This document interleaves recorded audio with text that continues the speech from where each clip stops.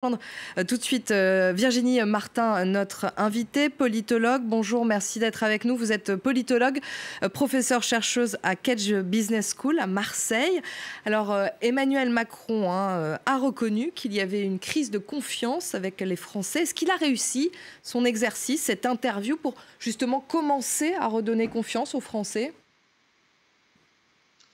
Je ne sais pas, c'est un peu tôt pour le dire. On va voir un peu comment les réactions vont se positionner, se poser, se cristalliser après une telle intervention très longue et assez rare d'ailleurs du président Macron. Parce que si vous voulez, en communication politique, ce qui se passe souvent, c'est que ceux finalement qui ne sont pas pro-Macron vont le trouver plutôt assez médiocre et ceux qui sont pro-Macron vont trouver qu'il est assez bon et qu'il a été assez bon. Vous voyez, il y a une espèce comme ça de perception sélective généralement en communication politique. Ce qu'on peut dire quand même, c'est que dans un premier temps de l'interview, il a été plutôt un peu poussif, un peu lent à réagir, un peu employant beaucoup de mots creux, la France forte, indépendante, on va bien, on va mieux, on ira mieux. Oui, tout le monde espère toujours qu'on soit fort indépendant et qu'on aille bien. Donc ça, c'était pas très musclé, si je puis dire, comme propos. Dans un deuxième temps, il a un peu repris la main face à ses intervieweurs et a un peu refait le Emmanuel Macron d'une campagne qui nous rappelle 2017. Concernant le nouveau gouvernement, le nouveau Premier ministre Emmanuel Macron a dit être radicalement en désaccord avec l'idée que ce gouvernement soit de droite. Je prends les meilleurs, a-t-il justifié pour justifier sa décision.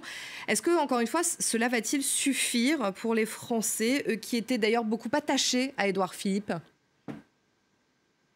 Non, ça ne suffira pas. Et puis, ce qu'on peut peut-être reprocher fondamentalement à Emmanuel Macron, mais c'est aussi son style.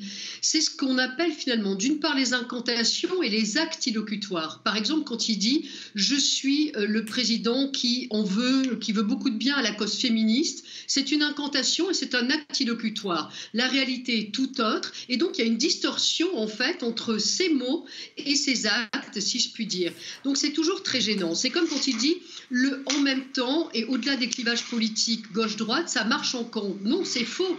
Son programme aujourd'hui est fondamentalement et de droite, à la fois au niveau économique, mais aussi au niveau sociétal.